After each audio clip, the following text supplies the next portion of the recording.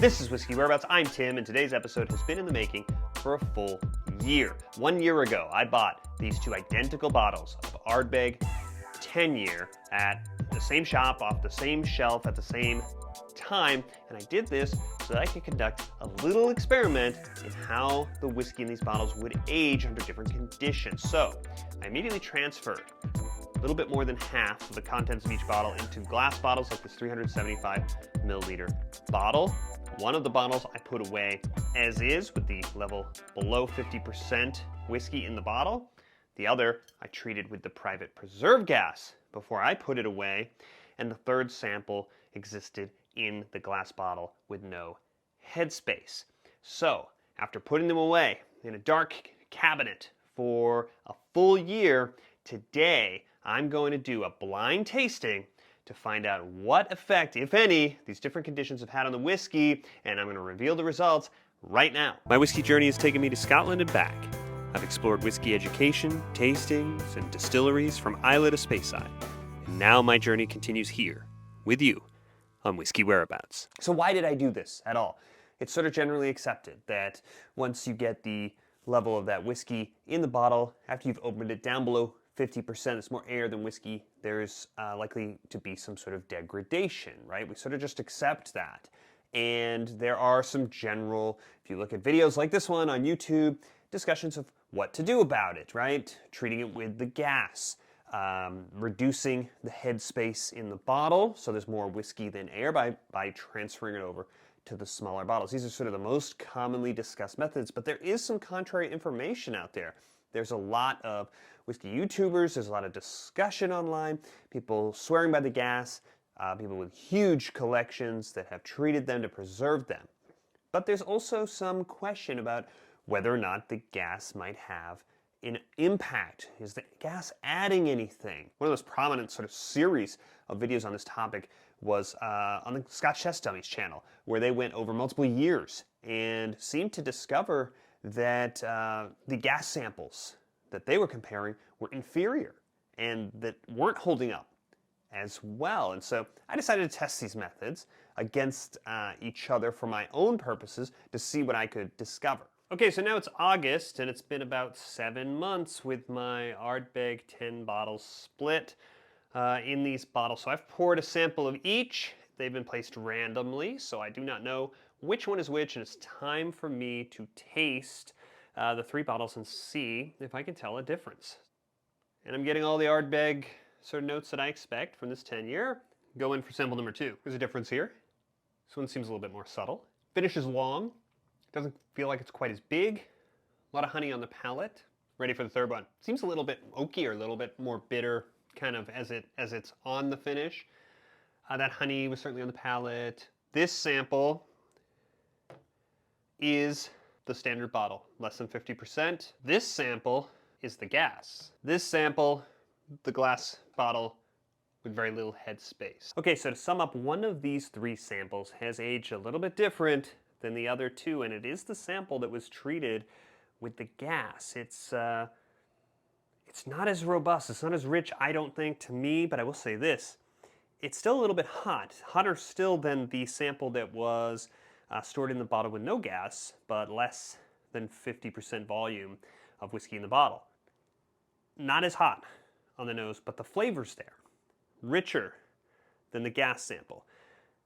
If I had to choose among these samples, I would choose the sample that was aged in the simple glass bottle with reduced or 0 headspace. But it's only been 7 months, and before I infer too much from this, I think it's fair to give the samples a little bit more time to age and see what happens. So I'll see you in another 6 months. So now it's January again, January 2024, which means our samples have been in their respective bottles for a full year. They were put in on January 7, 2023. So now I'm going to nose and taste the samples which have been poured and arranged randomly. So I don't know which is which. It has the lemon butter, sort of cookie, kind of baked lemon cake. Yeah, pretty straightforward sample number 1. Going in on sample number 2 now. Not as rich. Sweetness is dominant here. Peat's pretty subtle. Vanilla, yes. Little cinnamon spice, little sweet vanilla. Little hot, little hotter. Comes off as a little hotter than this one. Sample number 3, yeah, now much fuller. This sample is different from the other two. The one in the middle. It's more subdued. It's really a question of which of these. This one is a little bit richer and a little bit sweeter. Based on the nose, I would rank them.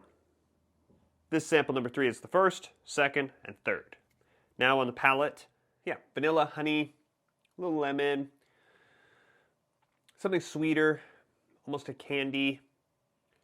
There on the palate of sample number 1. Going in for sample number 2. Okay, the second sample, it's as sweet. It's a little hotter, especially on the finish. It's more, it feels watered down. So this sample is the weakest, is weaker. So weakest from the nose is weaker here. The peat is pretty strong on it, and it is a little hotter. Sample number 3, pretty satisfying. Real vanilla, nice sweetness. Finish has a little bit more of the oak. Again, it's between the two outsides. This one is the one that doesn't belong. Finish decently long, and a real presence of that oak sort of tannin, kind of bitter. It's not out of balance. Ardbeg Ten is a pretty solid whiskey to number 3. It's a little rounder, it's a little sweeter, it's a little bit more robust. So I think the ranking is the same, although it's closer on the palate. I think the nose and finish on sample number 3 is best. So last time we had one outlier. This time, this is the bottle sample. This is this bottle, the bottle with the reduced headspace. That means this is obviously the gas sample. It's also not clear to me if decanting the bottle into this reduced size bottle has somehow aerated it and accelerated the process of deterioration, whereby the standard bottle is a stronger sample than this bottle was, than this bottle is today. So what's my takeaway from my experience with this experiment? My biggest takeaway is how impressed I am with how well the standard bottle performed. Yes, the gas sample in the blind tasting, I rated number 1 after a year, but in bold tastings, this bottle, untreated, not tampered with in any way, was 1A. It was never at the bottom, an outlier, the way the other two samples were at different points in time. And that is reassuring because these processes have always made me a little bit nervous.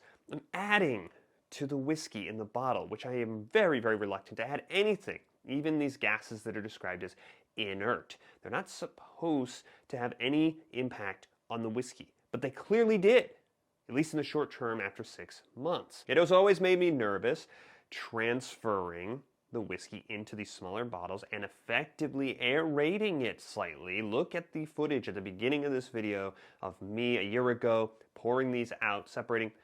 Look at the air bubbles that you can see in the whiskey in this bottle as I pour it out. I also don't trust the cap on this bottle. It's a plastic screw cap. It is not a cork, and I have some thoughts about that we'll come back to in just a bit. But basically, what I'm taking away for me personally is that the slight potential benefit of the gas sample edging out the standard bottle sample is not enough of an incentive to risk any degradation of the whiskey with the application of the gas. The standard bottle being left as it is with more air than whiskey, you can see the fill level at this point, has not destroyed the whiskey. There may be some differences between the samples that were sort of in the top tier at each interval, but this one was always there, not the sort of outlier that kind of bottomed out. And the difference between this experiment's results and my earlier experiment on the effects of sunlight on whiskey are huge. Sunlight, direct sunlight on a bottle of whiskey destroyed the whiskey and did it quickly. My approach moving forward is going to be to let the bottle be until it gets very, very, very low. And if it gets very, very low, then it's decision time.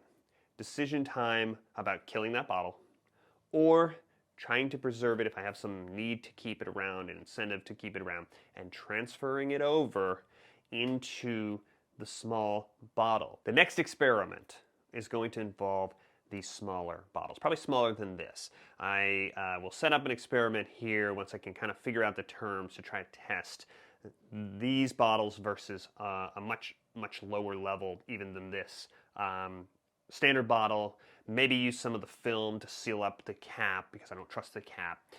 And I will follow up if anything develops with these over time. But in the meantime, let me know if you've had any of these experiments, if you have experience with this, how do you approach preserving your whiskey? Let us know in the comments. We can all benefit from your experience and your thoughts. And if you have benefited from this video, I would love it if you subscribe. You can press this big button that's going to pop up over here. That way you won't miss any of the future videos that we have coming. And I will see you on the next one.